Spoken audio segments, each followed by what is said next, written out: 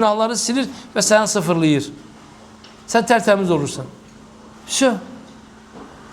Bunun için bu kader mevzusunda da Müslümanların bir meseleyle bağlı etmeleri gereken şey nedir? Bu günahla, sabahla. Elhamdülillah innemel a'malu bi havatim veya havatim. Yani kişi son gününe göre değerlendirir. Kardeş sen düne kadar mücahidiydin. Öp başımızı üstüne koy. Eyvallah. Sen düne kadar asiydin. Bu da dur. Sen zalim miydin? Bu da dur. Tamam. Bugün kimsen? Sen bugün pensiye çıkmışsan mı? Yok. İslam'da pensiye yoktur. İslam'da pensiyeli olmaz. Yani İslam'da əməklik yoktur. Mən indiyə nə qədər yaxşı işlər görmüşəm? Yox. Ne olursa olsun Müslüman son əməlini değerlendirmelidir. Və yaxud da ki mən yani bugüne kadar masiyetli olmuşam. Bugündən sonra xeyr edəcəm. Mənim keçmişim silinəcək. Əlbəttə silinəcək. Və sən bugün xeyr üzərindəsənsə, mən sən xeyr üzərindən alacam. Və yaxud da ki sən dünə qədər çox yaxşı insan olmuşsan, bugün gəlmişsən pis insansan və pisliyə davam edirsənsə, sən insanların yaddaşında pis insan kimi qalacaqsın. Çünki kişi son əməlinə görə dəyərləndirilir. Yani bir Müslümanın da yani bunda bu şekilde belə deyim ki iman edip yaşaması lazım ki iman ona fayda versin. Ve sonra 41. babda gelir ki yani qədəri inkar eden insanların zalalətdə olması ve onların küfre girmesi ve ilk İslam'da yani qədəri inkar eden Ömer radıyallahu anh döneminde başlamıştı. Ve qədəri inkar eden, qədərdən çok danışan bir insan var idi. Ömer radıyallahu anh'un döneminde. Ömer radıyallahu anhu onu bu meseleden sakındırırdı, çekindirirdi. Adam uzaklaştırmırdı. Sonra Ömer çağırdı onu.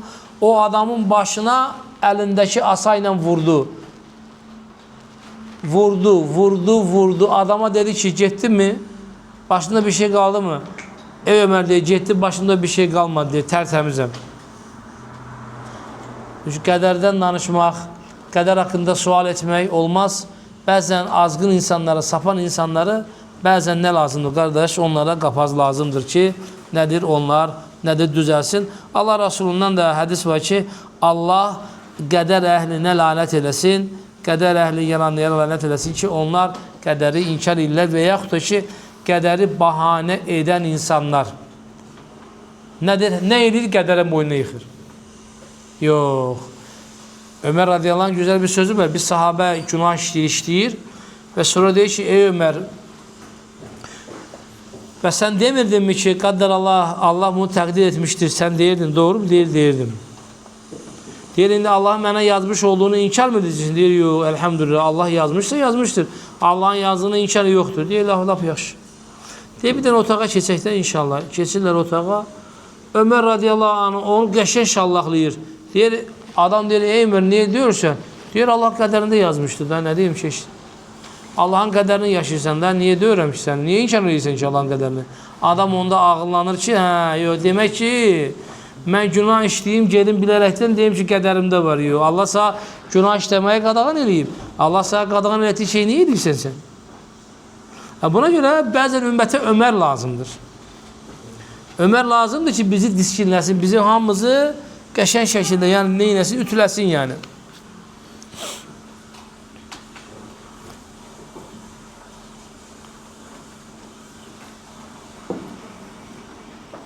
Sonra burada yeni bir bab açır. Bu bab elə bir babdır ki, Müslümanların arasında birçok ihtilaflara səbəb olan məsələlərdən bir babdır. O babdır ki, nedir? İman eləmək lazımdır. Hər doğulan uşaq fıtrat üzerine doğulması. Əhl-i sünnət bu fıtrat məsələsi haqqında çox ixtilaf etmişlər. Baxın, ixtilaf əhl-i sünnə İbn Battah deyir ki, mən muradı əhli fıtradan ki, fıtrat əhli nədir ki, ondan insanlar ixtilaf edibdir. Ve kimisi demişti ki buradaki bil fıtral İslam ve buna bazı hadisler de delalet edilir ki yani insan İslam üzere doğurur ve kimisi demişti burada Allah'ın birliği varlığı ve kimisi estağfurullah demiştir ki yani insan ana betininde iken yani Allah'ın marifeti üzere Allah'ı tanıma üzerine yani dünyaya gelir ve kimse demiştir ki yani fıtrat odur ki yani insanların olduğu din üzerine yani bir insan müşrik iken müşriklerin evladıdırsa müşrik olarak doğurur, Müslümanların evladıysa Müslüman olarak doğurur, Mecusi'nin evladıysa Mecusi olarak doğurur vesaire. Ve genel olarak bu meseleye baktığımız zaman da yani bunun kader mevzusunda neye göre bunu alakalandırırlar? Bu da hadiste gelir ki yani bunu insanlar kadere yüklüyorlar ki Allah bir insanı doğarken yani dünyaya belə deyim gələrkən ana bətinindən dünyaya gələrkən Allah onun da zaten nedir? Hansı din üzere olduğunu zaten dilemiştir. Lakin bizden olan Müslümanlardan olan bu meselede burada alimler bu meselenin çok izah edirlər. Biz fıtrat üzerine doğulan bir insan meselesinde ne fikirləşəcəyik? Fıtrat üzerine doğulan bir insanı deyəcək ki bir insan dünyaya gələrkən atasından yani anasından Müslümandırsa ata-anası onun evladı Müslümandır. Dünyaya geldi evladı Hristiyan, ata-anası Hristiyandırsa Hristiyandır. Dünyaya geldi ata-anası Yahudidirsə Yahudidir. Dünyaya geldi ata-anası Mecusidirsə Mecusidir. Dinsizsə dinsizdir. Ve dünyada İbn Qayyim bunların bütün ihtilaflarından danışır. Dünyada ne olursa olsun, bu da İbn Qayyim rahmetullah şifada deyir ki, dünyada ne olursa olsun, dünyada doğulan uşaq ata-anasından nisbət olunur, ata-anasının zahiri hükümlerine göre muamele olunur. Yani ata-anası Müslümandırsa uşağın Müslüman olarak muamele olunur, ata-anası müşriktirsə, müşrik muamelesi olunur. Yani müşrik muamelesi derken, yani ölürse ata-anasının dini üzerine bastırılır.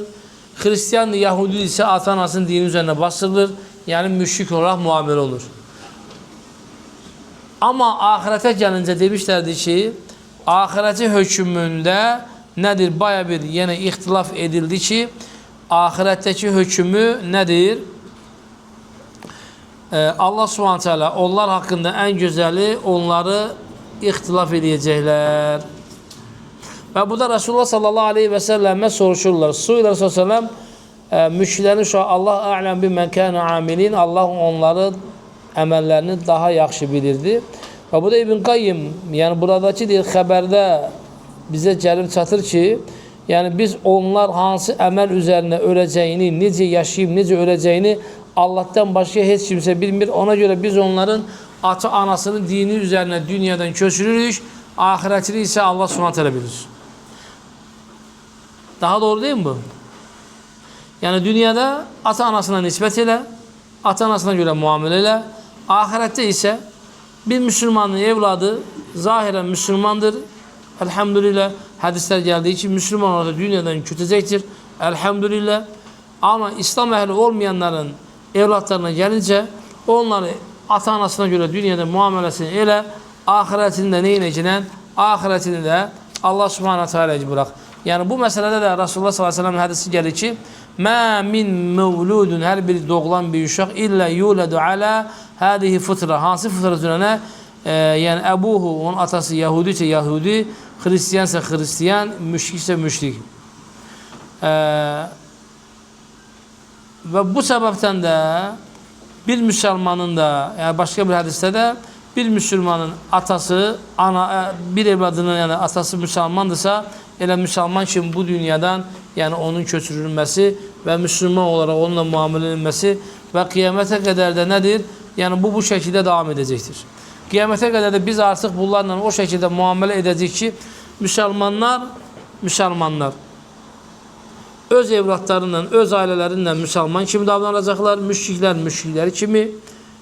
Dünyada yani bunun belə deyim ki, ihtilafını etməyimiz nedir? Bize zərərdən başka hiçbir şeyi getirip çıkartmıyor. Yani biz bununla necə davranmalıyıq, necə davranmamalıyıq? yolu budur. Əhl-i sünnetin etiqadı budur. Sələf salihin inancı budur. Ki hər kəs ata-anasına nisbət olunur. Ata-anası hansı dil üzərindəsə evlatlar da o din üzərinə bu dünyadan köçürülür.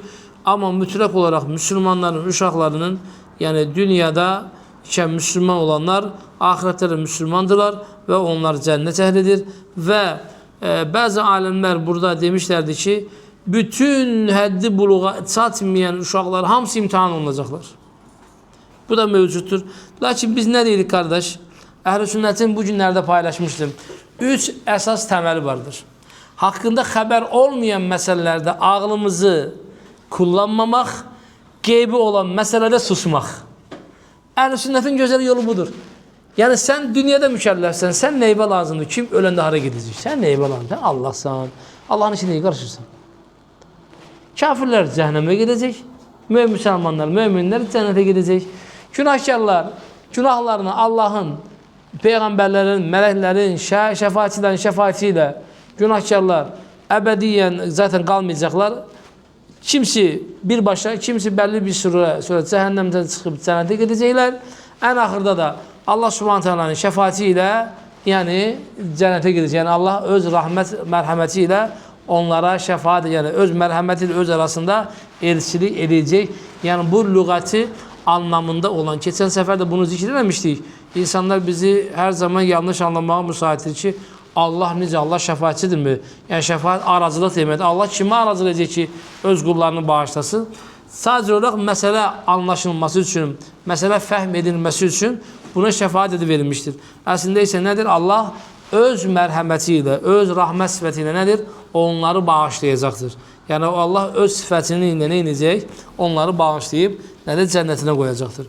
Yəni bu səbəbdən də biz əhl-i sünnət və sələf salihin olaraq bu əsasları qəbul edib həyatımızda yerləşdirsək, dünyada sərin və rahat olacağız, ixtilaflara girməyəcəyiz, özümüz ümidsizliyə qapılmayacağız, müsəlmanlarla aramızda problem yaşanmayacaq, bütün məsələlərin çözümlərini ən gözəl şəkili ilə edəcəyiz. Amma Qurandan ayrılsaq, sünnətdən ayrılsaq, sələf salihin mənhəcindən, fəhmindən ayrılsaq, onlar bir məsələyə necə yanaşdı, o məsələlərdən uzaq düşsək və təbiidir ki, bizlər zəlalət əhli olacağız və bundan da Allaha sığınıram, özümü və sizi bundan nədir, tənzih edirəm. Allahım əmin.